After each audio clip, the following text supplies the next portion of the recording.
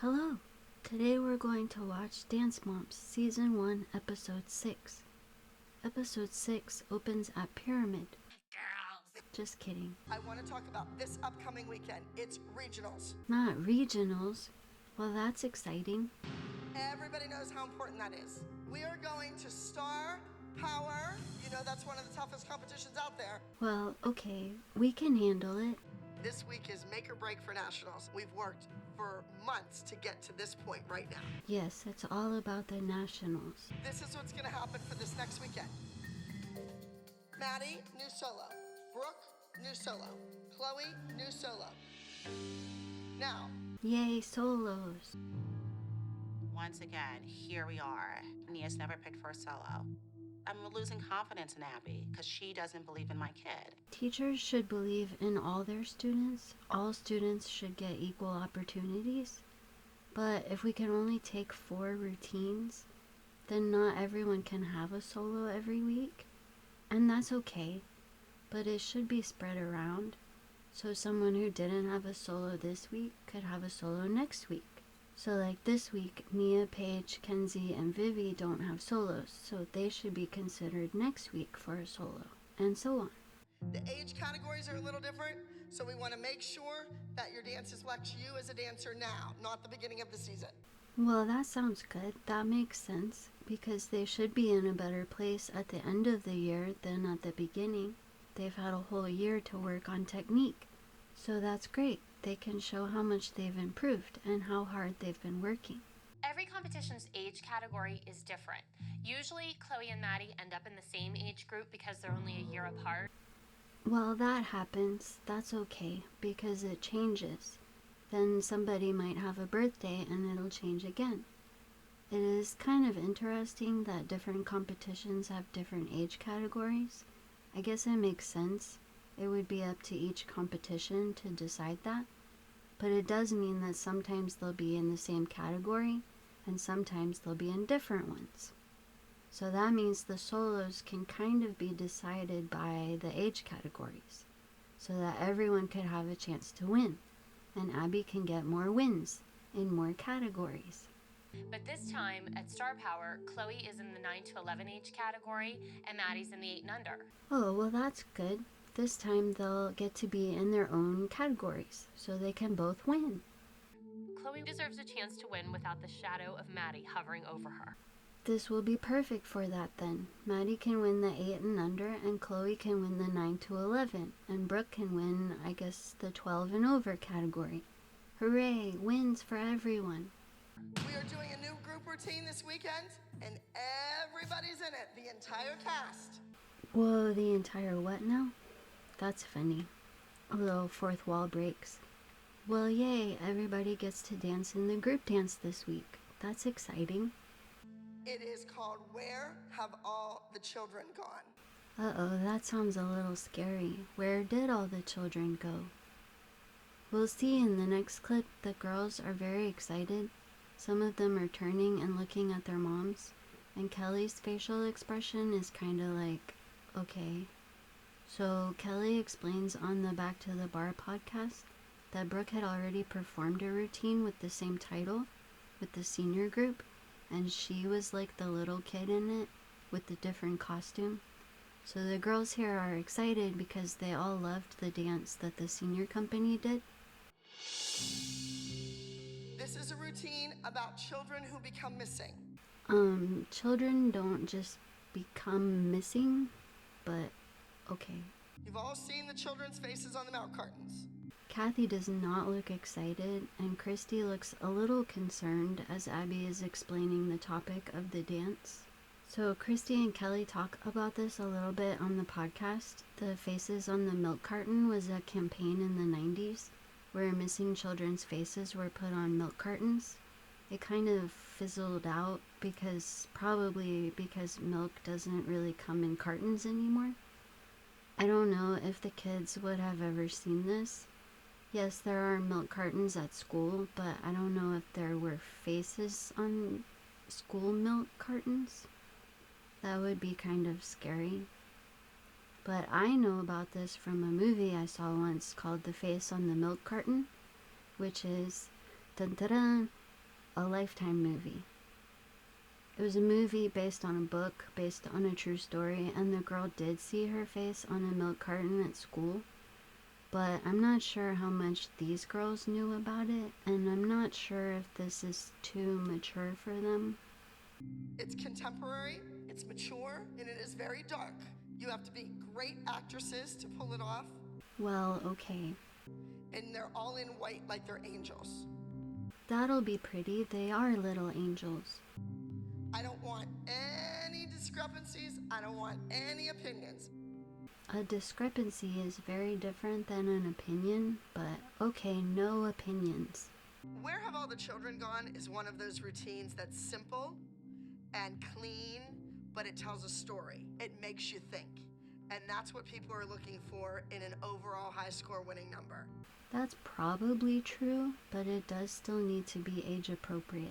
This is a big regionals for us, and I want them to do something that nobody's ever seen before. I want to change it up. I mean, that's fine. Well, wait, the senior company already did this dance, so people have already seen it? Or I guess this one is going to be very different? And I don't think any of the moms would dare say anything to me. I guess we'll see. Why would they say anything unless they saw something they thought was inappropriate? Is it going to be inappropriate? Moms, I'm going to go ahead and dismiss you now. We have lots of work to do. Girls, up. Let's get moving. Let's get moving. Come on.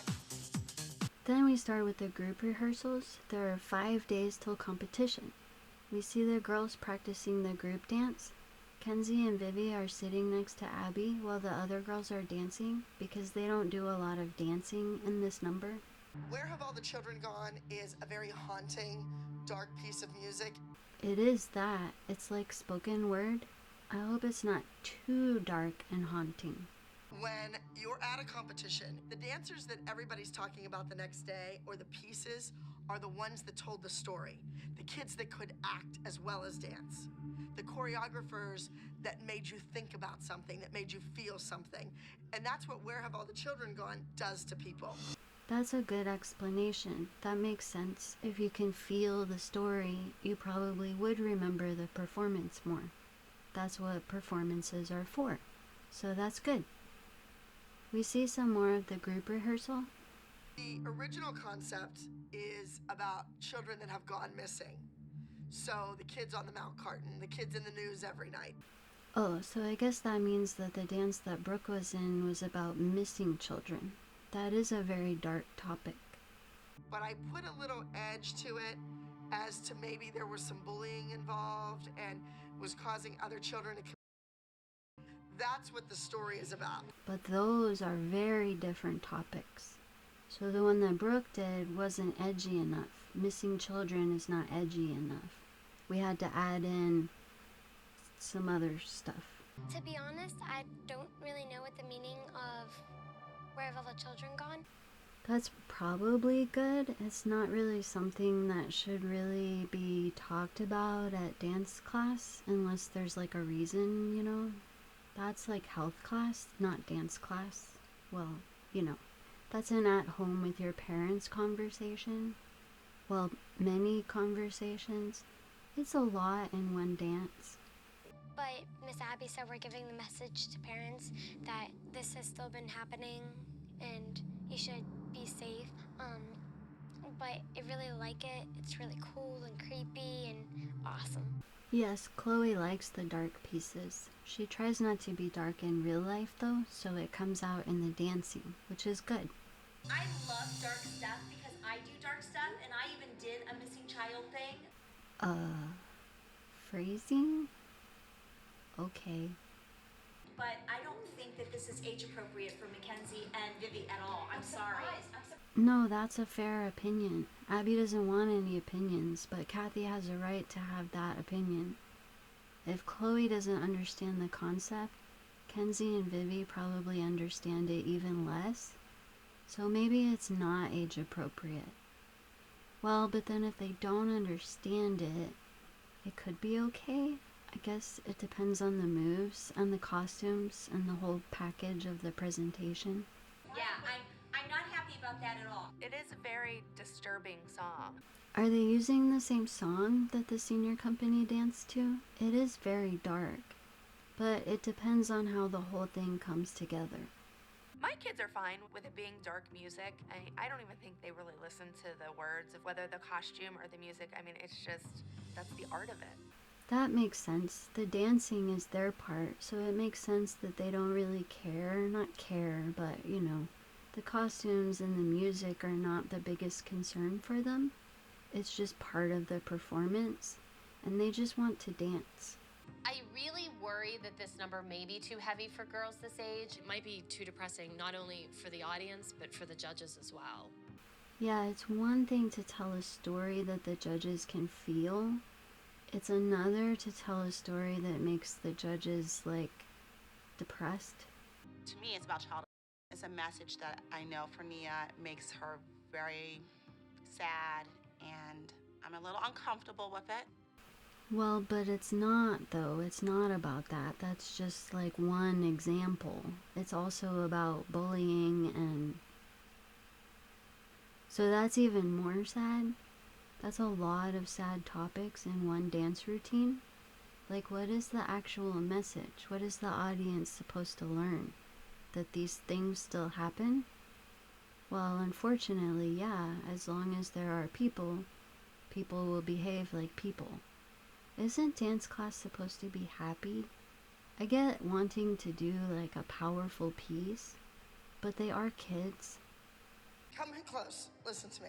All right, you're dancing. You're doing steps. You're trying to listen to the words. You're not interpreting the story correctly. Well, normally here I would say something like, well, then you should explain it to them better, but I'm not sure we should be talking about this at dance class. But we didn't hear Abby really explain anything about it to them, just that it's dark. And clearly they don't get it. Is there like a specific story that they're acting out? Like, I'm confused too. And this is very serious because maybe people in the audience have had a child that's gone missing. Children don't just go missing, like poof, missing, and then just poof, back. No, it usually means that something terrible happened to them. And like, Abby's talking like it's a normal thing that people in the audience have had happen to them. This dance makes me a little uncomfortable too. So you're gonna touch somebody's heart. So this has to be a very serious routine. And right now, you're just doing the steps. And we need to get past that and we need to perform. Do you two understand? No, I don't. What are they supposed to do differently? Do we look at the words and talk about what the words mean? Not that I think she should, but if they're not understanding, saying you're not understanding, is not really helpful to make changes. Like, tell them what kind of faces they should be making. Tell them what emotion to use. Tell them something specific and informative. It's very serious. I'm an artist, and when it comes to complicated choreography, the children who are the dancers, they need to become artists as well. I actually like that. The choreographer creates the art, and then the dancers interpret and perform the art, thus becoming the artists as well. I like that. And I want to teach them to convey the story with their emotional execution as well as their dance technique. Well, that's fine, but then someone's going to need to explain the concept to them a little better than it's dark. Like the way Abby says about children going missing, it doesn't sound very serious. It sounds like it's just a regular Tuesday. So how are the kids supposed to interpret seriousness? How are they supposed to know what emotions to execute? And also, it's the first day. Think maybe we learn the steps and then we add in the emotion. That seems good. So, guess what tomorrow is? Kelly's gonna be 40! Aw, happy birthday, Kelly. Lordy, Lordy, look who's 40. I don't quite You know how I feel turning 40. I mean, I'm excited. I think it's a new chapter of my life. But then when I think about it, I think, oh, I'm so old. 40 is not old. Age is just a number. But birthdays are fun. I have something planned. We're gonna go to your house. I'm gonna bring some goodies and some cocktails. And Aye. no babies. Aw, yay, Christi invited herself to Kelly's house. They talk about this on the podcast, and I believe them that perhaps Christi was suggested to invite herself to Kelly's house. Kelly has a good filming house. I think that what you guys should do tomorrow Is have a party at Kelly's house. is go get Botox. Oh. Oh my. Okay, so, Botox is botulism. Botulism is bad. It removes the wrinkles because it's paralyzing your face. You are paralyzing yourself on purpose. I'm not a doctor, but, no thank you. Anybody who's No, you don't look old, and no one needs botulism. anybody, well, right here, anybody who's 40 needs to start to think about that. I'm glad at least Holly is like, yeah, I don't know about that. You could start to get it underneath here because it'll kind of like Paralyze your face. I don't know why Kathy's so insecure. Did they really just ask her, why is Kathy so insecure? Because it sounds like she's responding to that. Like production used the word insecure first. It might be because she is older. I mean, I think doing the math, I think Kathy may be old enough to be my mother. Well, that's just biology and math. Oh, I didn't think I was that bad. You're not. So if Christi was suggested to invite herself to Kelly's house, then maybe Kathy was suggested to invite them to Botox. Which, if true, is kinda gross. Like, that's a health-related issue and not something that production should be suggesting to cast members. I like my wrinkles, they add character.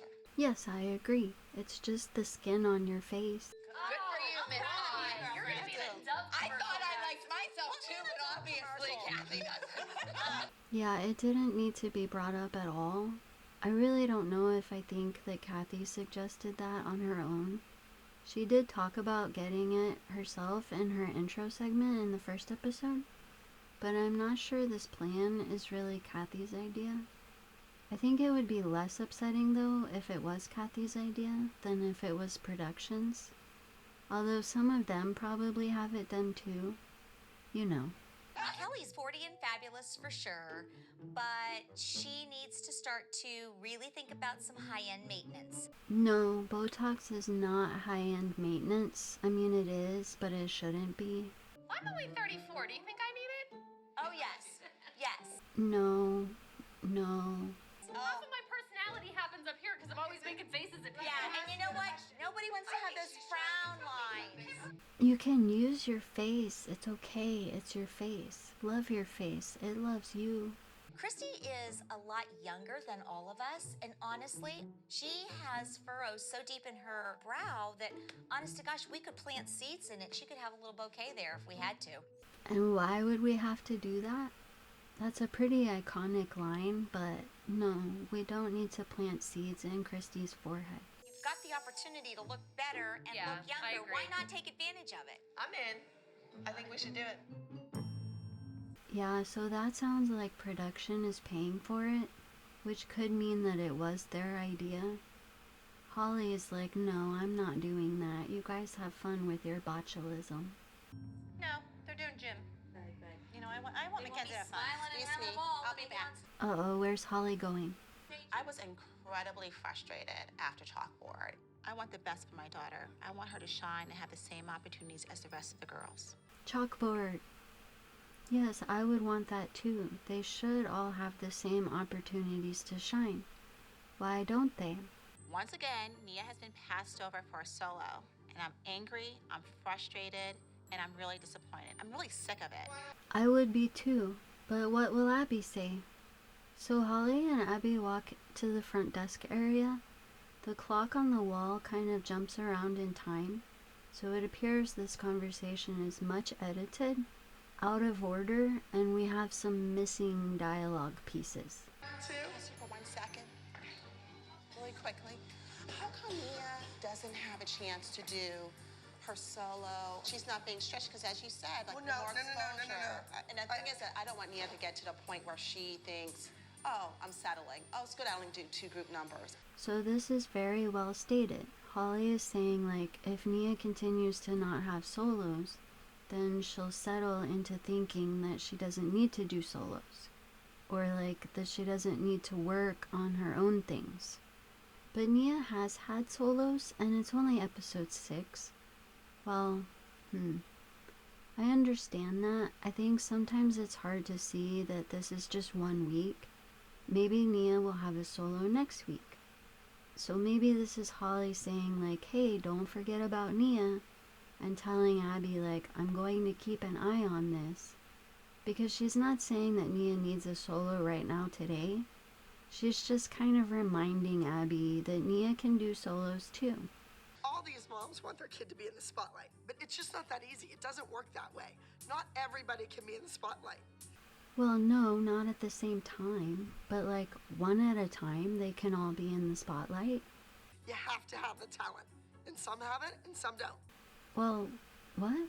They all have talent, and Abby's the best choreographer, according to Melissa, so she should be able to choreograph something for everyone.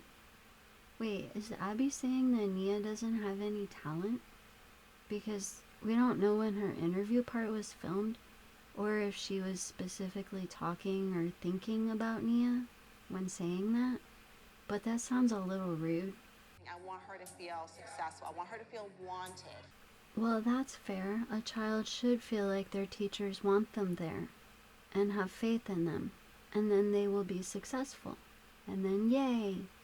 I want you in there with her private lessons. I told you that several weeks ago. That sounds like Abby isn't in there for Nia's private lessons. Did she have a different teacher for privates? It's the ballet technique. So it's over and over and over. And Nia, come on, wake up. What are you doing? Well, yeah, that's teaching. Sometimes you have to teach things multiple times. Does that sound like barking? Wait, so maybe she is in there for Nia's privates, or is that what she's been told about them, that they have to tell Nia to wake up? Wake up is not a helpful dance correction. Obviously, she's not sleeping, so... And it's frustrating because she doesn't hear me. I feel like I'm not being heard, and she just gives me whatever answers that are hollow. They don't have any meaning to them. She's just trying to shut me up. Those distraction and topic change methods. Holly was asking why Nia doesn't have a solo. Well, actually, she didn't even really say that. She just said, like, that Nia's not being stretched if she doesn't have a solo. And Abby said, like, we have to go over ballet over and over and over and tell her to wake up. So, Nia doesn't have a solo because she needs more ballet training? Is this week a ballet theme? Are there other styles that Nia does better in? Can we do one of those? Can we choreograph something in a style that Nia does well? It's not about how many dances is this kid in and how many is that and how much is this person paying, how much is that. Really, Holly, that has very little to do with. Yeah, that's not even close to what we were talking about. We didn't see Holly say anything about money. She didn't say anything about how many dances other people were in. She just said that if Nia doesn't have solos, she won't be stretched as a dancer, which is true. And Abby talks about money. No, it doesn't have anything to do with money, that's true. I don't want you coming back in saying you're too tough on her. I want her to know, duet, trio, is it worth doing the putting the time and the energy in? Is it worth putting the time and energy in to a duet or a trio? Yeah, that's your job. What does that even mean? Holly wants Nia to have more practice. Abby's saying, but is it worth it? Yes, it's your job. It's what Holly pays you for. Like nothing else matters, it's your job. You're the best choreographer, according to Melissa. I want to see action. Words are lovely, but I want to see action. I want to see some type of commitment to Nia. That's fair, especially if she's paying for it. There should be commitment to every student. That's the job. Whatever will get her to that winning place is what exactly. That's what we need. Hooray, it's resolved. Abby will show commitment to Nia as a dancer. Nia's a good dancer, but is she great? Not yet. Yeah, that's how teaching works. You teach them how to get from good to great. Teach her. These moms think that everything should be fair. Well, yes, it's a school. School should be fair and safe and stuff. And it's a team. A team should be fair. They're all part of the same team. But it's not fair. Why is it not fair? Who makes it not fair? Life isn't fair. Ah, yes. I think we know, we all get that life isn't fair. But this is a school, and that's really not what Holly was talking about. She didn't talk about any other students. This wasn't about fairness. It was about pushing Nia as a dancer by having more solos, which is something that Abby usually says. But here we get, well, life isn't fair. Okay. Every competition has different rules, different age categories, and I want to put the kids in that are going to win. Abby looks like this is the most boring conversation she's ever had. I get wanting to win, so say to Holly, the age categories in this competition are blah, so I gave the solos to blah. But maybe next week I can put Nia in because blah. That's all Holly wanted. Some kind of assurance that Nia will be considered for solos in the future. That's all. And that's a fair request. And it could have been handled very quickly, without all this talk about life isn't fair and ballet over and over and over and waking up and whatnot. But also, it's not nice for Abby to just assume that Nia won't win. Choreograph her something that she can win with. How can you just assume that someone would never win, especially if they don't get any opportunities to try? How would she win if she doesn't have a solo? You didn't win because you didn't have a solo, so no solos for you because you didn't win. Okay. We're coming today to get injections for our wrinkles because Kathy seemed to think that Christy and I needed some improvements. Christy and I. Yes, Kathy thought that, and production paid for it. And since it was my 40th birthday, we decided that we would come and do it today. Well, hooray. Happy birthday. Here we go. It looks like a dentist office. What did Kathy expect it to look like? Well, I'm not a big fan of the dentist I either. don't like the way yeah, it looks. Oh my God, look at those needles. Oh, I'm scared. Yes, needles. With botulism. Yeah, I'm very nervous. I'm afraid of side effects. They say you can have droopy eyelid and things like that. And I'm just hoping that everything turns out okay. So, Botox is an injection of the neurotoxin botulinum, which causes botulism. It is related to tetanus, anthrax, and diphtheria. When it enters the body, it prevents the release of the neurotransmitter acetylcholine, which causes flaccid paralysis. It has been developed as a biological agent for biological weapons programs. So, I'm not a doctor, but in general, I kind of feel like there's not informed consent for Botox. Do they tell you that it's botulism? That it's a neurotoxin they're injecting into your face? Oh, you might have a droopy eyelid. Is not really informed consent. That's not really explaining what's happening to you. So Kelly gets her injections. There are needles and she's scared. Kathy and Christy watch. Did it hurt? Well, what? Like a bee sting. Oh, in my face. Like I could handle it. Yeah, a bee sting in your face. Yay for neurotoxins. Kelly went first, and as I'm watching her, I'm starting to panic because it looks very painful. They're gonna stick needles in my face. I don't like needles in my arm, let alone in my face. Well, usually when you have a needle in your arm, it's for some type of diagnostic reason, maybe for a treatment. It's not to make your arm look pretty by paralyzing it. She has tons of wrinkles for being only 34. Yeah. She really needs help. You have tons. Wow, Kathy, that's not very nice. I have these lines here I guess I scowl a lot and I raise my eyebrows, and you know, it's just kind of part of my personality. But everybody always thinks I'm mad. I'm really not. So I guess I have mean eyes. That's being able to move your face. You're supposed to be able to move your face.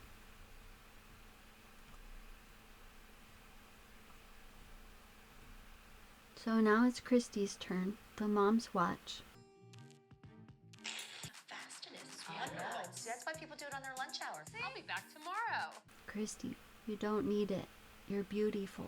It didn't really even hurt. I think it hurts more to get your ears pierced. I was happily surprised. Well, you only get your ears pierced once, though. Well, each hole is only done once, usually. Not like routinely on your lunch hour. That's nice that Kathy thinks that everyone gets a lunch hour to leave and go get botulism in their face to look pretty. So a couple little pricks and off we go. Hooray, botulism for everyone. Alright, now it's 3 days till competition. Good morning, ladies. Everybody ready to go? It looks like they're ready to go. Wait, was Abby late? Why is she just now walking in with her purse and everyone else was already there, dressed and ready? This is regionals, you know how important it is. Yeah, that's why they're all there. Before Abby. Where was Abby? All of the experience the kids have had competing weekend after weekend is all leading up to this point. So we want to go to Providence. We want to put our best foot forward and come out on top. Well, okay, yeah, that's a good way to say it. Today counts. Every day counts. We see some classes and Melissa and Gianna at the front desk, and we're in Maddie's solo rehearsal. Saute and coupe, chalet and push push. So those are proper dance terms. Abby said them while Maddie was dancing to remind her what move she's making as she's making it, and Maddie did it. So this was a good exchange. Very instructional. Almost an errorless learning approach, saying it as it's happening so that no errors are made. For regionals, Maddie is doing a routine to the music beautiful. It's a lyrical, contemporary piece, turns, jumps, leaps, what she does best. So Maddie has a solo that is all the things she does best. Well, that's nice. Why couldn't we choreograph a solo for Nia with all the things she does best? No? Wait, Maddie's solo is called Beautiful the week that the moms get Botox? Is that weird? Get off the floor in that coupe. Again, specific and instructional. I mean, I guess it means get higher. Maddie seems to know what it means, so that's good. I always win first because I work really hard in classes and I'm usually against 7-year-olds. Maddie does work really hard, and that is a really good point, that if you're at the top of the age group, you might have a better chance of winning than someone who's a year or two younger. That's just how math works. And then later, you're at the bottom of the next age category, and the ones who are at the top of the age group, maybe a year or two older, might have a better chance of winning. That's why they have age categories. It's fair because everyone is competing in their respective age categories. There's a lot of times when I get bumped up and I still get first place, so I don't really get worried. So I guess they asked her do you worry about not getting first place? Which is okay. I'm glad that Maddie isn't worried. That's great. Wait, did they ask her about being bumped up? This sounds like she's been bumped up to the higher age category before. I don't know how I feel about that. I think maybe everyone should stay in their own age category. And if you're 20 or 30 points higher than second place, oh well, that's how you placed. But I'm not a dance teacher. Every week, you have a new routine. Well, no, actually, that's not true though. Sometimes she does routines she's already learned. We have seen this. Yes? No, that's not correct. And then we have this little dialogue, which is very important. What do you think the judges are looking for? Technique? Right. And technique means all the hours you spend in ballet class, every plie, every releve, you need to rely on your technique. Yes? Any questions? No? Anything you want to go over? It's good? Okay. See you on stage. Whoa, Abby gave Maddie a high five. So here Abby clearly and specifically explains to Maddie what technique means. So again, this is kind of an errorless learning approach. Abby said the answer instead of asking Maddie what technique means. Remember this for, I think, next episode. It's very important. Now it's time for Chloe's solo rehearsal. And a 1, 2, 3, 4, and 5, and 6, and 7, 8. That was great. Abby was up right next to Chloe modeling. She's counting as Chloe is dancing. This was great to see. That's good teaching. I'm doing a new solo this week called Parlez Moi, and it's a little cute French dance and uses personality, and I really like it. Hooray! I'm glad that Chloe likes her solo. It sounds cute. 1, 2, 3, 4, 5.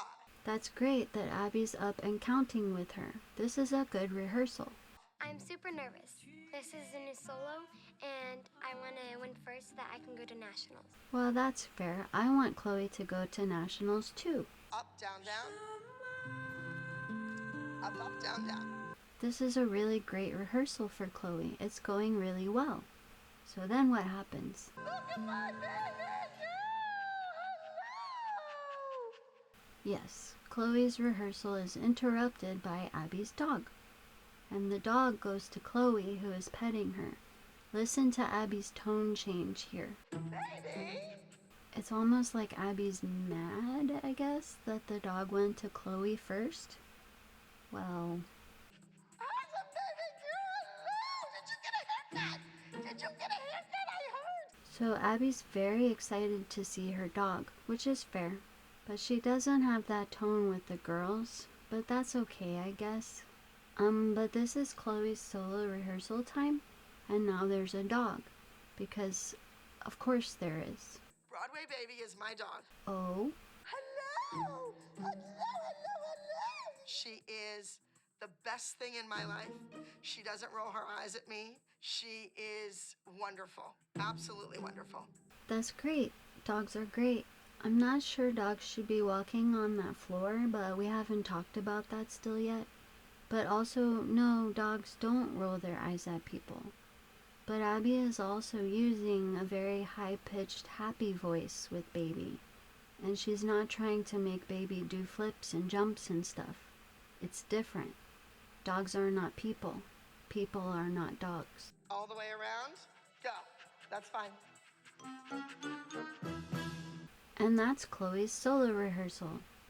We don't know how long the dog was there for. The rehearsal might have been almost over, but it is interesting timing that Baby got there during Chloe's rehearsal time.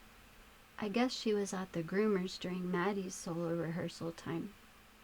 Alright, now we go to lunch with the moms. After we got Botox, Kathy and Christy and I went to have lunch down the street. That's nice. I guess they're still on their lunch hour. Or actually, I guess the having of the lunch is part of their job, so they're actually not on a lunch break.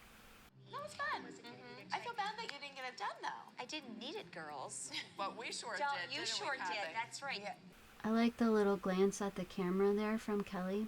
Yeah, so I guess if production had only paid for 2 to get it, it makes sense that it would be Kelly and Christi, because it's Kelly's birthday, and everything is Christi and I. And I guess if Kathy gets it done on her own regularly, it might not be time for her next dose. But here it actually sounds like Kathy doesn't do it. Let's see what she said in the first episode. I'm an older mom who is very interested in, am I allowed to say it? Botox and Restylane? Okay, so she never actually said that she uses Botox. She just said that she was very interested in it. Maybe she hadn't gotten it before and she wanted to watch someone else do it first? It doesn't matter, but it's a little interesting. Never had any intentions of getting Botox until we met her. Yeah, but I can tell you right now, you are going to be junkies with it, so you're good.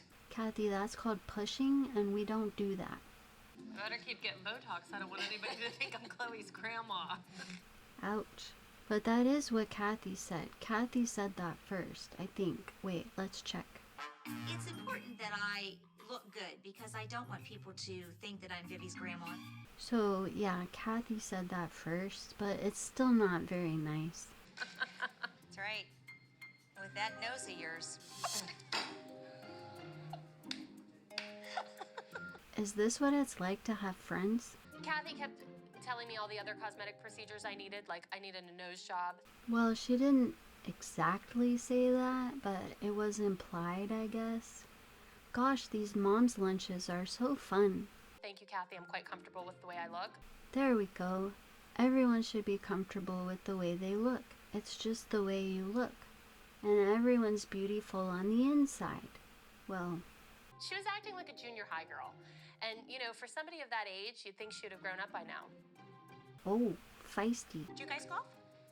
I used to be in a golf league. Oh, my At God. Oakmont? Oh, my God. What? I wanted to hear more about Kelly's golf league, too. She talks about it a little bit on the podcast. My grandmother just got rushed to the hospital again. Oh no. During lunch, I got a text message that my grandmother was taken back to the hospital again. Oh no, that's scary. What's going on with her? Has she had problems? Yeah, she's 87, and she has... Some health issues that are scary. I am very close to her, and I was very close to my grandfather as well. So when you get that news, it's not the same as somebody saying, like, oh, your grandmother's sick. It very much is, it's my mother. That's very hard. I feel sad for Christy and her grandmother. It's very hard to have a sick relative, but especially a parental type relative. She'll be fine. Why is she like your mom? Shouldn't have to answer that, especially on TV. That's a very prying question from Kathy, and it doesn't look like it came from production, because this was a real-time live-action event, this phone call that Christy got. Well, did they have earpieces? That would be so sad to hear if someone said in Kathy's ear to ask that. Wait, but Christy talked about her situation in an interview? She didn't say that at the lunch table. Well, we didn't see her say that at the lunch table. So I'm not even sure how Kathy knew to ask that. Did Christy say something at lunch that we didn't see? How did Kathy know to ask that question if she didn't say it at lunch? You may just have to go to her instead of your other obligations at the dance studio. Yeah. Well, that was supportive of Kathy to say, I think. Going in the hospital is not uncommon for her, but something about this one felt a little different. But I gotta run, I gotta go. Well, yeah, she should go. I'm glad she was able to leave the mom's lunch early. So now it's 2 days till competition. Christy and Chloe go to see Christy's old house that she lived in with her grandparents, which is in Connecticut, which the team goes to in episode 7, which is the next episode. So we have some early edition going on here. It does make sense that they put the footage in this episode, but it also shows us how things are filmed out of order or edited to look like things happen at the same time and such. My grandmother's sick and she's in the hospital. It's very hard. I'm very, very close with her. She's been the most important mother figure that I've had. She's amazing. I include this because I think it shows more about Christy's parenting and her relationship with Chloe. Christy tries to be an important mother figure to Chloe in the ways that her grandmother was to her. It doesn't have to be a parent, but it's important for kids to have someone who can be a role model for them and be amazing and close with. Thanks for coming with me there, kiddo. No problem. Aw. When I was a little girl, I dreamt of taking dance lessons, and I lived with my grandparents. I moved back and forth on and off, and I really want Chloe to go see the house where I grew up in, where I danced on the lawn, and I dreamed of having a life like she does. Christy is facilitating Chloe to have a life like Christy dreamed of. She's making her dreams come true for Chloe. She wants Chloe to have a life that is dream-worthy. Also, notice how now Christy is wearing a pink shirt in her interview, and before she's wearing a blue shirt. And in the scene, she's wearing black. So, yay, editing. I'm excited to bring you here. Yeah, my house is right here, but That's not what her house looked like when she lived in it. That happens. You go back to somewhere and it doesn't look the same anymore.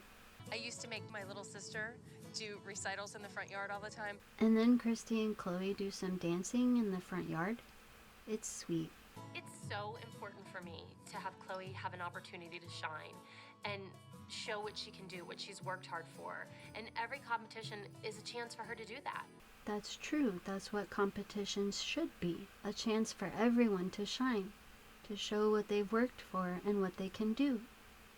Christy says that although she didn't have those same opportunities that Chloe has, My grandparents were able to give me unconditional love.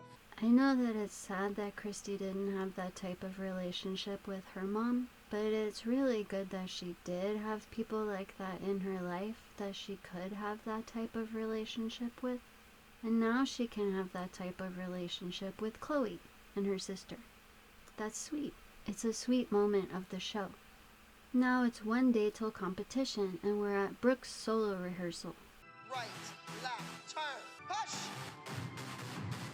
So Abby is not next to Brooke, but her instructions are clear, specific, and in the moment that Brooke is doing the moves.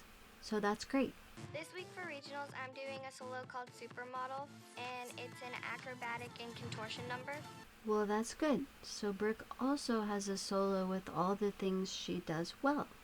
Run out of steam, breathe. Again, it's clear and specific feedback, and a reminder that there is where you breathe. That's very good. If I win regionals, then I qualify for nationals, and that's what we've been aiming for all season. Yes, everything is all about the nationals. But that's good that Brooke has an opportunity to win regionals because she has a solo. That's great. Now it's time for the group rehearsal.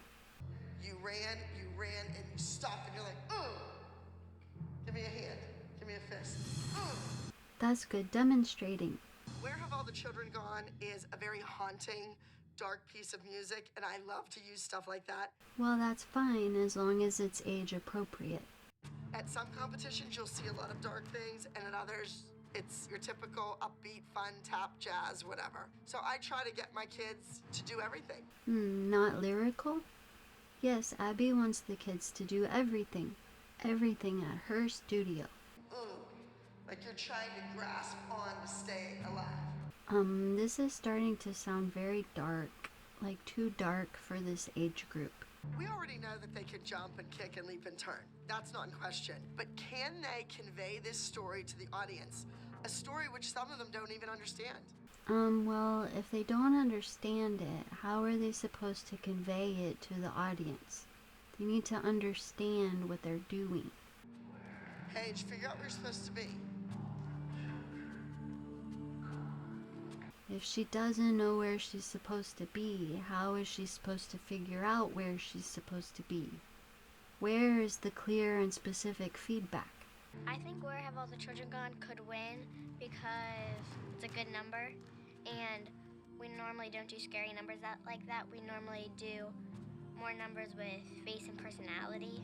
I think you can tell here that they asked Paige, like, do you think Where Have All the Children Gone could win?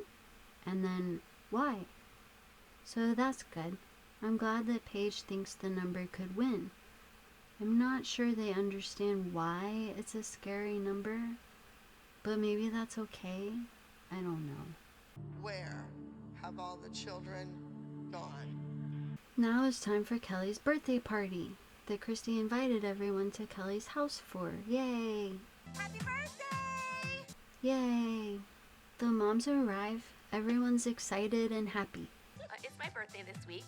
I'm turning 40, and Christy has invited herself to my house with the girls for a party. Production made Christy invite herself and the other moms to Kelly's house for a party. So they celebrate and cheers and open presents. They are adult type presents. I guess that's why there's no babies at the party. I wonder if they even bought the gifts themselves or if production gave them those too. Melissa's like the dirty one in the group. She really is. And it was hysterical because everything she's pulling out of the bag, she was trying to slip behind the pillow and take home later. Yeah, notably, Kelly didn't open that present. Melissa pulled things out of a bag, which is not really how presents are generally opened. So perhaps Melissa also didn't know what was in the bag and was just as excited to see as the birthday girl.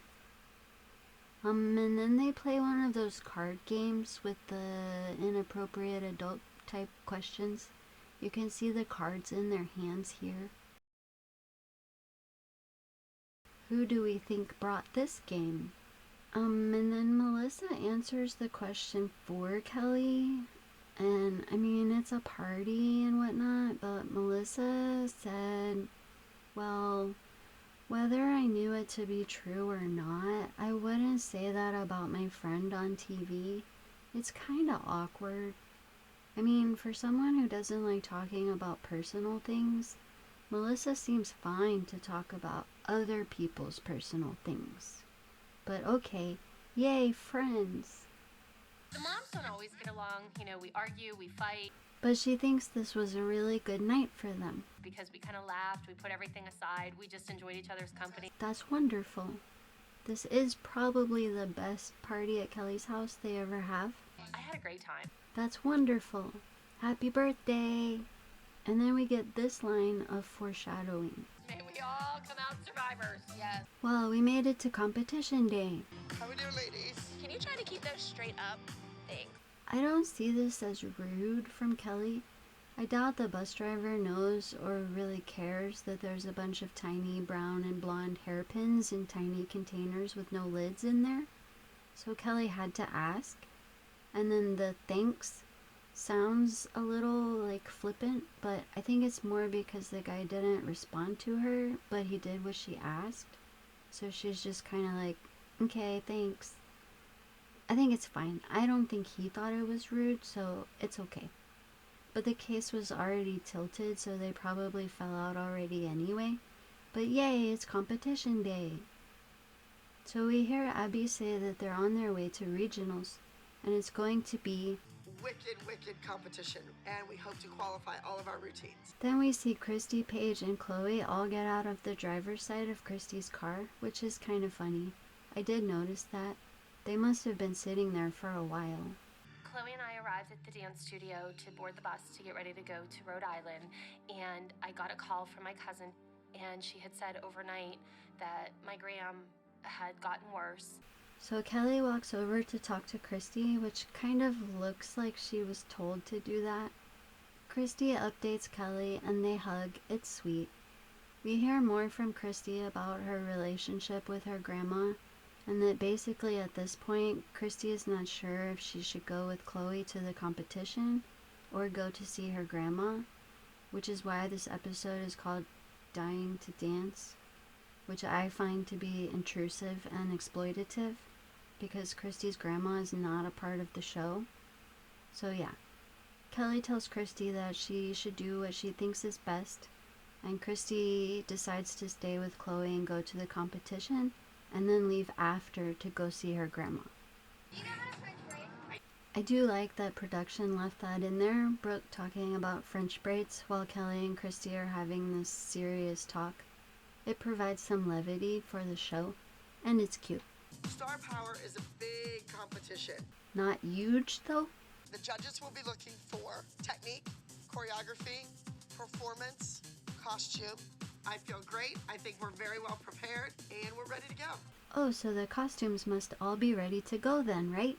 Can I have everybody gather up so I can talk to everybody? I want eye contact here. Yes. There's people here from all over the place, and the reason is this is the last regional to qualify for their nationals. Well, yeah, it's a competition. I need you to be on the A game today. You have a new solo today, you have a new solo today, you have a new solo today. Hooray, the 3 soloists are all in different age categories, so they all have a chance to win and get a clean sweep. I was gonna have you dance in whatever the next age group is, 9 to 11. This is very last minute, and Abby hates this last minute crap. Why would we change Maddie's age category? You've had a really easy year. You're on 8 and under. and you're 8. You're at the top of the age scale, yes? Well, that's great. Maddie can win that age category. Isn't that what we want? Everybody else is at the bottom of their age scale. So we're gonna bump you up and put you on the youngest side, just so we see how it is, all right? So do we think this was Abby's idea or production's? Because we know that Abby likes a clean sweep, and she had that perfectly. But now we're gonna change it and put Maddie and Chloe in the same age category and have no one in the 8 and under category at all? Would Abby really do that? I'm not so sure.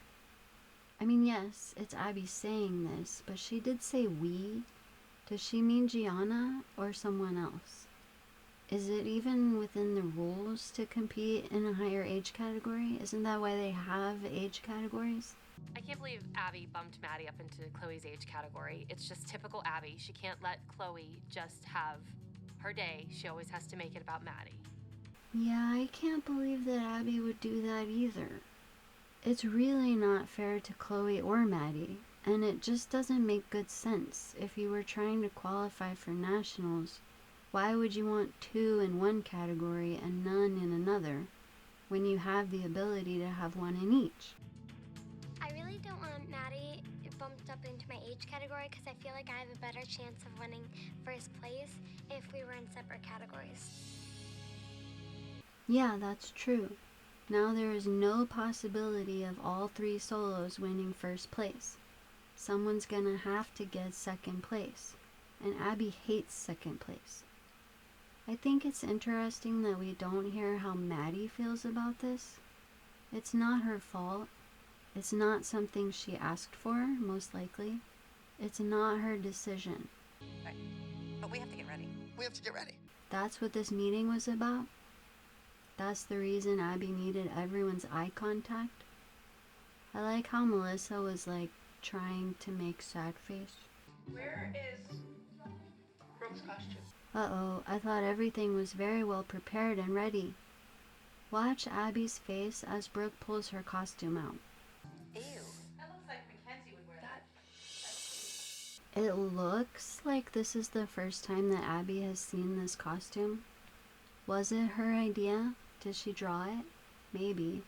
But it really looks like Abby's just as confused and surprised as everyone else. Brooke's costume is awful. It was hot pink and it had red polka dots on it that were stickers. It was just terrible. I don't know much about fashion, but I do know that hot pink and red together is, risky. I kind of like the design, like the shape of the costume. Well, I'm not sure it gives supermodel, but it is kind of cool for like an acro contortion routine. It's kind of circusy. But the polka dots not even being sewn or printed, they're just stickers. That sounds like one might fall off on stage, and that would be like off with a head or something. I don't think Abby would have done that. She would have given it to Kelly without the stickers and said like, it needs polka dots, go. This is not that. We hear Kelly say that she doesn't know how we're gonna come up with another costume, but Brooke is not wearing this costume on stage because it's just ugly. Does it look like 13 to 15 She looks age? like Pennywise the Clown. So I haven't seen that movie either, so I don't know what Pennywise looks like in the movie either. But really, if it was different colors, it might have worked. It's the clashing colors and the stickers that makes it weird. Which I don't think this was Abby. Should she have seen the costume before today? Yes. Is that Abby's fault? I'm not so sure at this point. So then Abby starts looking at other costumes.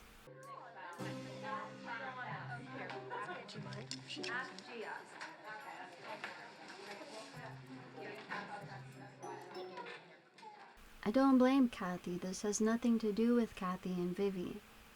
Kathy says that Brooke gets handed her costume. Who handed it to Brooke? I don't think it was Abby or Gianna, but I don't know. Kathy says that Brooke's costume is Probably the ugliest costume I have ever seen. And all eyes fall on Vivi's top. And all of a sudden, Brooke is now wearing Vivi's top. I like the top. Abby does seem to like the top. Why didn't we design Brooks like that then? Vivi finally gets a costume that is a custom-made costume, and we have to now share. I'm not happy. See, I feel like Kathy is talking to production there and saying that she's not happy about this. I do like how the camera zooms out to show a bunch of clothes on the floor, so it looks like there are many options here. Yeah, Kathy's not happy. We see some of the competition, some other performances and such. The team walks in. Chloe's solo is up first. It's really important that I make my mom proud of me, and when I'm dancing, I always look for her in the audience. I think Christi would be proud of Chloe no matter what. I also don't think that Christi was in Chloe's interview to hear her say that. So Chloe performs. It's a little cute French number. When I watch Chloe dance, it is such an amazing feeling for me. It's like magic.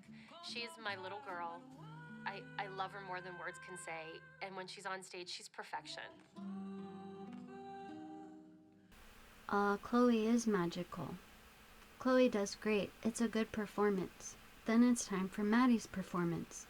Beautiful is kind of a difficult dance, and I really like the challenges, and I'm not afraid of competing against older girls because I'm used to winning every dance I do.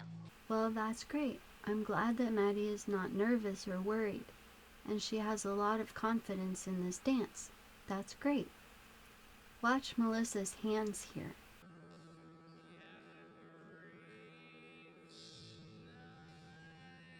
Melissa's using sign language again. This is sign language for I love you with the thumbs out. Let's remember this for much later. It's very important. There's other kids on the team who've worked hard, and Abby should have left Maddie in her own age category because then Maddie could have done that category, Chloe could have done this one, Brooke could have done the next one. Yeah, that is what makes the most sense if you want to win, which Abby does. She moved Maddie up so that she would make sure that Chloe didn't win. Who else would want to make sure that Chloe didn't win here in episode 6? Who would want to control a narrative? Who would have a narrative? Maddie performs. It's great. Maddie did a great job. Now we go to solo awards. The stakes are really high because this is regionals, and we have to do really well because this is to qualify us for nationals. Ah, yes. Who would want to make sure that Chloe doesn't have a solo at nationals? So Chloe gets second place by less than half a point. Half a point between her and first place. That's wonderful. So close. Who got first? Well, it's Maddie, which is great. Maddie did a great job. And she's in a higher age category, so that's really great for Maddie. Also, you can see here in between the awards announcements that Abby is sitting way in the back of the audience, not up front with the other moms. Why is that? Why sit so far away during awards? Maddie beat Chloe by half a point. They shouldn't have even been competing against one another. I mean, this is kind of getting ridiculous. It is a little weird. If Chloe was half a point behind Maddie in second place, that kind of does mean that they both would have won. And isn't winning all that matters to Abby? Chloe's constantly being set up to lose. It's not fair. No, that's not fair. It's fine, I guess, for Maddie to be moved up sometimes, but that would only make sense if there was no one from the team in the next age group, or if there were 2 in the 8 and under and you wanted to spread it out, but that's not this. I don't think it's fair that I didn't get first. I lost by half a point. I think this is interesting. I feel like they asked Chloe, like, is it fair that Maddie beat you? And Chloe is answering the question that it's not fair, but she doesn't say it's because of Maddie.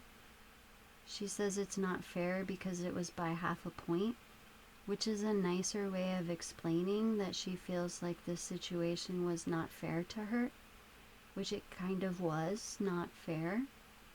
I think it's pretty clear that Chloe would have won first place if Maddie was in her own age category. She's at least able to compete at nationals. And then it seems like they asked Christi the same question, and she says, well, at least Chloe's able to compete at nationals, which is good. Neither of them blamed Maddie or said anything bad about Maddie. But that's great. I'm glad that Chloe will still have a chance at nationals. Maddie won first place for her solo. She's definitely going to nationals. That's great. She probably would have still won first place in her own age category. But that's great. I'm glad that Melissa is very happy about this. Back in the dressing room. Let's get some glitter. You're gonna put glitter? Like a glitter on Kathy's costume? Oh, screw Kathy. I ain't afraid of her. Ooh. This situation is neither Kelly nor Kathy's fault. Apparently, Kelly says on the podcast that she had another costume for Brooke, but it's what Maddie wore for her solo. So Brooke couldn't wear that costume at this competition because Maddie just wore it. So Kelly was already extra prepared, and still this happens the day of the competition. Why would you want this for your dancers?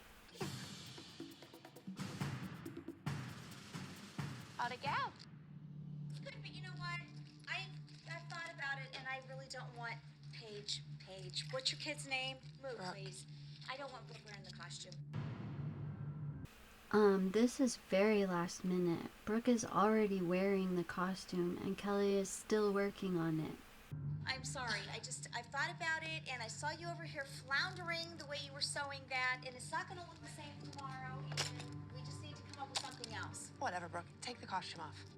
So, is Brooke wearing Vivi's costume fair to Vivi? No. Is Kathy taking the costume off of Brooke fair to Brooke? No. But two wrongs don't make a right. This is not Kelly's fault. It's not Kathy's fault. But it's not fair to Brooke or Vivi. And that's not right. You know what, Kathy? If you don't want to be part of our group, don't come to our studio. Kelly, it has nothing Get to do the costume with, off. It has nothing to do with being My daughter part is of your dancing in group. 3 minutes, Well, and you're I'm taking sorry. the costume I off know, her but back. it's ridiculous that Whatever, you guys Kathy. aren't prepared. It is ridiculous. Where is Abby right now? It wasn't Kelly who wasn't prepared. She had a costume. She gave it to Maddie. The costume that was given to Brooke wasn't a good costume.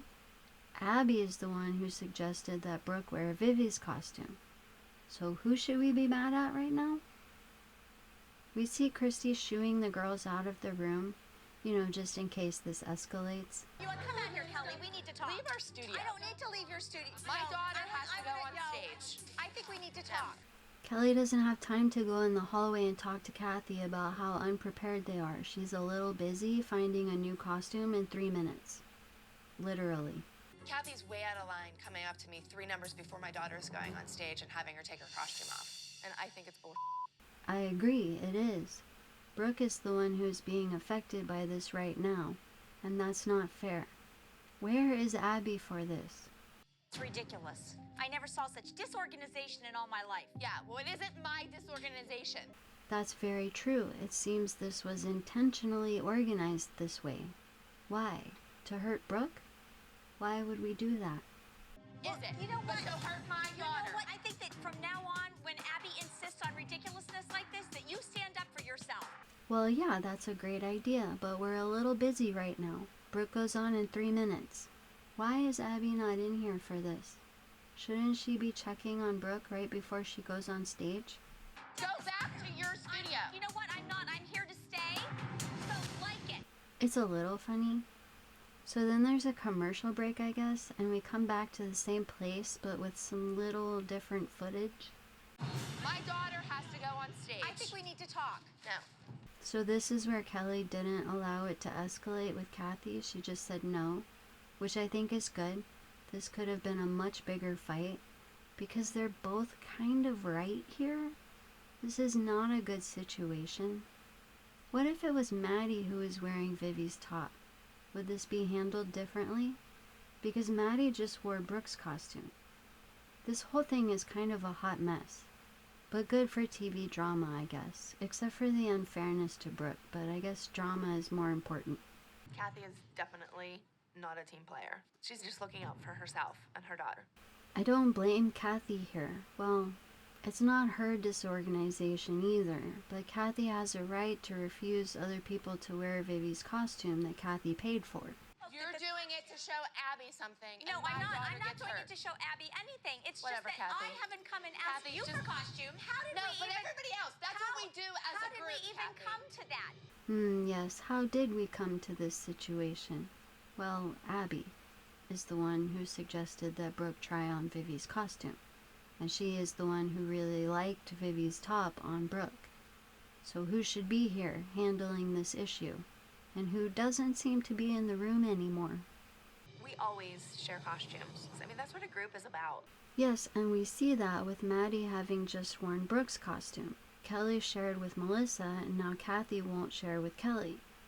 But if Kathy paid for Vivi's costume and doesn't want to share, that should be her decision. It's just unfortunate that we're doing this right now, 3 minutes before Brooke goes on stage. It's very last minute. They haven't had a new costume the way everybody else Why has. didn't you How tell many me new this earlier How so many I new... could have got my costume from Kelly, how Maddie? many new costumes have you had? It doesn't Go back matter. to your studio. You know what? I'm here to stay. So Yeah. like it. Yeah, I don't. Okay? Neither well, does that's anybody your else. problem. That's your problem. So yeah, everyone should have their own costume. Whether it's new or not is not as important as making sure that everyone has a costume before 3 minutes before they go on stage. Like, that's just good sense. How are you gonna go on stage with no costume? Where is Abby? You need to like it. Well, here's your costume, and you can sew it yourself. Hire one of your sewing ladies Well, to I sew intend it. to.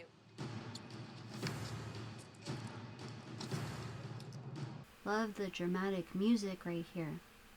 But yeah, okay, so now Kathy has her top back. That's great. She ripped the costume off of her, and she had the audacity to throw it at me. Well, she's kind of in a hurry because you ripped the costume off of her body, figuratively. I don't think anyone actually literally ripped it off of Brooke, but, you know, drama. Okay, now it's gonna escalate a little.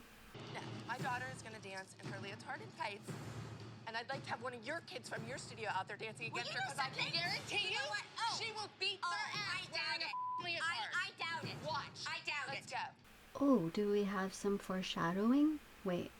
Well, we'll get there. I doubt it. Your kids all have sickled feet, and it blows my mind. Yeah. Because that's all you hear is Yeah, sickled Kat, feet, sickled sure. feet, sickled feet, and they all have them. Holly's looking like, don't you start talking about my kid. Why are you talking about sickled feet? That's not what we were talking about. And that's rude. You shouldn't talk about other children. And then we get some more foreshadowing. Let's bring your studio You know to what? a Bring it on, competition we babe. go to. Bring it on. Bring it on, Bring Kathy. it on. Yeah, I mean, that's fine, but, like, this is not about that. This is about Brooke not having a costume the day of the competition, and then Abby apparently strategically not being in the dressing room at the exact moment that Brooke needs to have a costume on. I feel like Kathy and Kelly both did what they were supposed to do as moms. They're both sticking up for their daughter. The problem is they're sticking up for their daughter against each other, and that's not where it needs to be done. They're on the same team here. Who should they be talking to about this? So Brooke and Kelly walk to the competition area. Do not let it upset you. Okay? You look fine. You don't need a costume to win. That's a good pep talk. It's kind of a cool shot too, with them riding the elevator downstairs. I agree that the costume doesn't matter as much as the dancer and their abilities, but they should all have a costume. It doesn't always have to be new. It doesn't always have to be theirs, but it should be decided before the walk to the stage, because this is way much more distracting to the performer. It takes away from, like, what they need to do to mentally prepare if they're still trying to find a costume 3 minutes before the performance. They're not going to be as focused. It puts Brooke at a disadvantage here. The costume looked nothing like what Vivi's was going to look like tomorrow for the duet. It was a totally different look. So that sounds like Kathy maybe said something like, but if Brooke wears it today and Vivi wears it tomorrow, then isn't that kind of the same reason that Brooke can't wear her own costume because Maddie just wore it? Which makes sense, but, like, do the judges really notice if someone is wearing the same costume? If it's, like, styled differently and for a different performance? She just didn't want Brooke to wear the costume. I just think it was totally wrong and very unfair to my daughter. I did not appreciate it. You can see here that Brooke has a bandage on her chin. Apparently, according to Kelly on the podcast, Brooke had already danced a duet with Brandon, so there were many costumes there probably. Why we had to do all of this last minute is beyond me. I'm not really mad at Kathy. I wish she just would have told me I wasn't allowed to wear it earlier. So clearly this was not Brooke's idea. It's not like Brooke went and grabbed Vivi's costume on her own like a greedy little monster. Abby told her to try it on. Brooke could have found something else. They could have gone to the store and Kelly could have bought something. She could have changed up Brooke's costume that Maddie wore, added some glitter or something. But Kathy didn't say no until literally the last 3 minutes possible. Kind of like what happened with Vivi's solo that Kathy changed and apparently wasn't going to ever say anything about. Because she took it off like 2 numbers before I went on stage, so I was really nervous and didn't know what the judges were gonna think because I was supposed to be a supermodel and I was wearing a crop top and booty shorts. There's something about the way Brooke's looking at whoever's behind the camera there, almost like she kind of knows, maybe not even consciously, but like she knows that maybe the person she's responding to here is the person behind this whole costume situation. Maybe not. I don't know. I'm not a costume designer. So Brooke performs. She does good. She bobbles a little bit, but she recovers. She does a really good job in general of making the pain or struggle faces to herself, and then to the audience is all smiles. It's slight, but it's there at some angles. The contortion stuff looks really difficult and painful, but she does it great. And then Brooke goes off stage and Kenzie goes to her to be picked up, and Brooke tries, and then she puts Kenzie down like she's tired or in pain, and she possibly already just did a duet too that we don't see on the show. There was so much drama going on backstage that I think it kind of messed up my dance a little bit because I was so nervous. Yeah, that's a lot of stress and pressure right before you go on stage. I'm glad that she did as well as she did. Brooke walks out to the lobby area and Christi and Melissa tell her that she did great. Brooke went on stage. She did fine. I think Brooke dances well enough that she doesn't need rhinestones and costumes. I agree, that's true. Why are you crying? See, now it's Brooke's turn to ask Kelly why she's crying, in sort of the same tone that Kelly asked Brooke in an earlier episode. Because Kathy just had me so pissed off, and went out, you did great.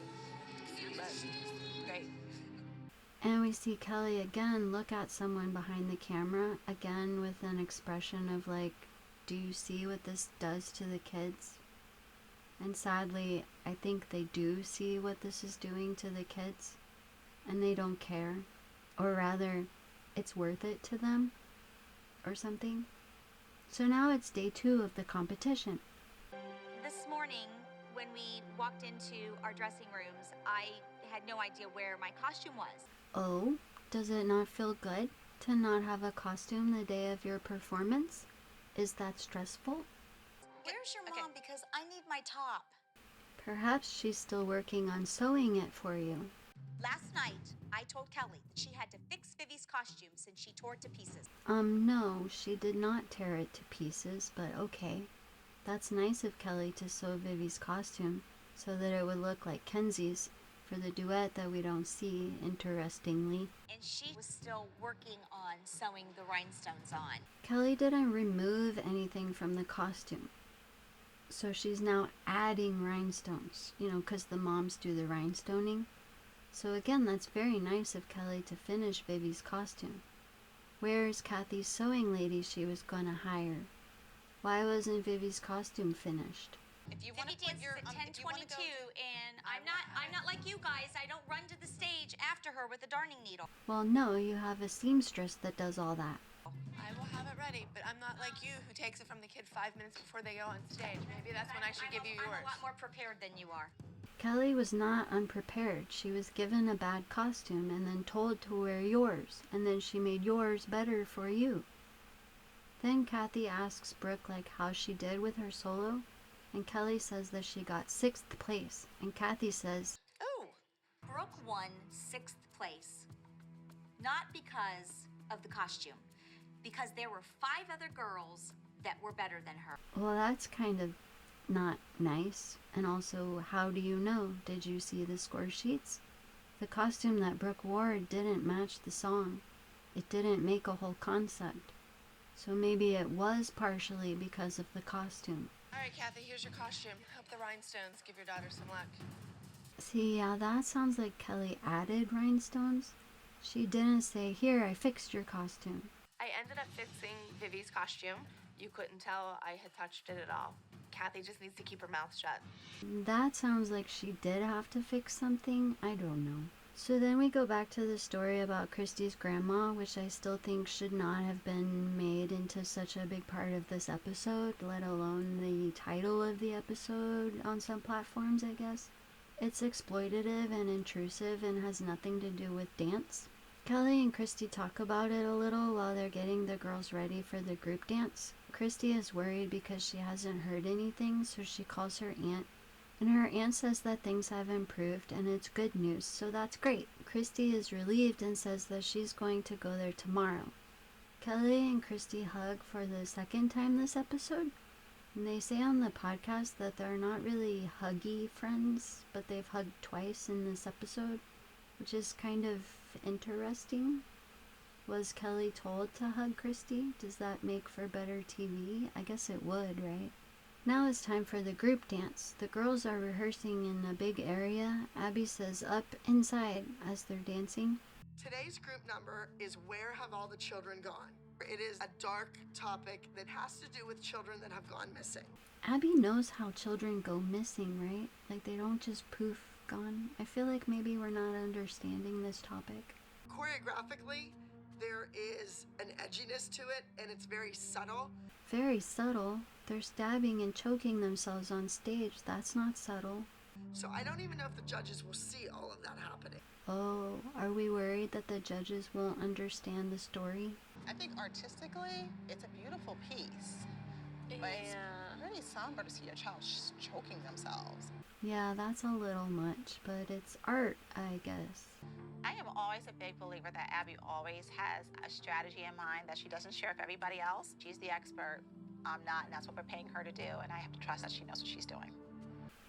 That sounds like what Kathy said about dance teachers can't always explain their visions, and the parents have to not second guess them. I would say here that I think that Abby does know what she's doing, but I'm not sure about this one. It kind of looks like Abby is a little unsure about this one. It's jarring. I don't know, it's just plain creepy.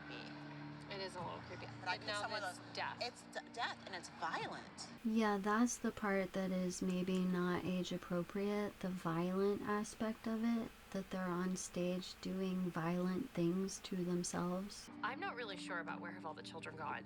It's really dark. I mean, we have little kids on stage handling an issue that's too dark for most adults. Yeah, I avoid movies and stuff like that. I'm not sure how I would feel as a judge here. Okay, now on the podcast, Christy explains that she had said something about this routine being the 7 unaliving yourself dancers, and like named each dancer by the move that they do and the number, right? So that explains her next comment. But also, I think it's interesting because later we have the 7 little dancers dance, and perhaps the seed for that dance was planted by Christy's comment about this one. I don't think Abby wants to hear anything we have to say. No, please. If we tell her that we're disturbed, she'll stabby chokey us. I know, exactly. So those are 2 of the names of the 7 dancers based on the moves they do in this routine. It is a very dark piece. Also in the next clip we see Abby sitting in the way back again. It's the same clip because the other people in the frame are the same clothes, same positions. So I'm not entirely sure when Abby was sitting in the way back, if it was for awards or the group dance or both, and they just used the same clip. It's a heavy topic, I know that. But I'm trying to challenge them to emotionally execute the concept along with their dancing.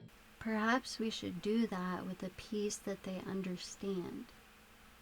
So they go on stage and perform Where Have All the Children Gone? Here's some of the viewers of this dance. Sounds like old wooden floors under have evacuated, disappeared. Maybe. Dark years to the where. So in cutting this up here, I'm noticing that we are seeing each parent right after we see each child do their specific move that Christi named them for. So someone does know exactly what they're doing here. Not sure it's Abby though. The dance was amazing. Although disturbing, I'm glad my child was a part of that. It really did stretch her as a dancer. I mean, I guess it stretched them as dancers. They've never done something like that before, so I guess that's true. Usually amazing and disturbing aren't used to describe the same thing. I don't think that anyone would say it's too heavy and too mature. Now, maybe some of the moms thought that. I don't know. It's a very mature topic, but most of the dance was, well, but they were stabbing and choking themselves. That's pretty mature and dark. And Kenzie and Vivi are 6 here, so I don't know how I feel about this one still. But once again, I'm not out to please the moms. I'm out to please the judges. Well, that's fine. I do still think that the moms should have some say, but the costumes were okay. And if the kids didn't really understand why they were stabbing and choking themselves, now it's time for the group awards. Paige and Nia are already standing on stage as the announcer is announcing first place. Do they have solos that we didn't see? Ladies and gentlemen, the highest scoring routine. Where have all. So they won, hooray! I guess the judges liked the routine. I questioned that dance from the beginning, but Abby was right. She pulled it off. I suppose she did. Lots of people love this routine. They say it's one of their all-time favorite ALDC dances. Okay. Our girls did qualify for nationals, so we are going to nationals. Hooray, we're going to nationals. That's so exciting. There were over 280 acts, and they were first. The highest scoring number in the entire competition. Well, that's great. Maybe that's why Paige and Nia were already standing. Maybe they had won the category and then they showed the overalls. I knew this would be a risk, but it was definitely a risk I was willing to take. It made everybody stop and pay attention to my dancers. I'm Abby Lee Miller, that's what I do. Well, yes, it did command attention, the routine, so that's good, I guess. And now we get to go to nationals, which is what all of this has all been about. Congratulations! Aren't you guys excited? Oh, I'm so proud of all of you. Oh, that's very nice. I'm glad to see Abby so happy and excited and sharing that with the girls. They did a great job. The girls won the top award that you can win, and they deserved it. They did. They did a great job. Things are looking really good for nationals. Now I have a better idea of what we're going to take. We just need to figure out how we're going to get that swing there. Uh-oh, will it not fit on the bus? But this isn't the end. It's only the beginning. We have a long road before we get to nationals. Well, at least we qualified for nationals, so that's great. This was a good competition for them. They did a great job. And they did like twice as many performances than what we saw. They think things are tough now, but just wait. Things are about to get a lot tougher. They can handle it. They're tough cookies. All right. I think, can you go to the mall now? Yes, I think you can go to the mall now. Ah, hooray. It's good to see Abby celebrating with the girls. Everyone is happy and proud and excited. It's wonderful to see. I can't hear Paige ask about the mall. I tried, but hooray. Let's go to the mall.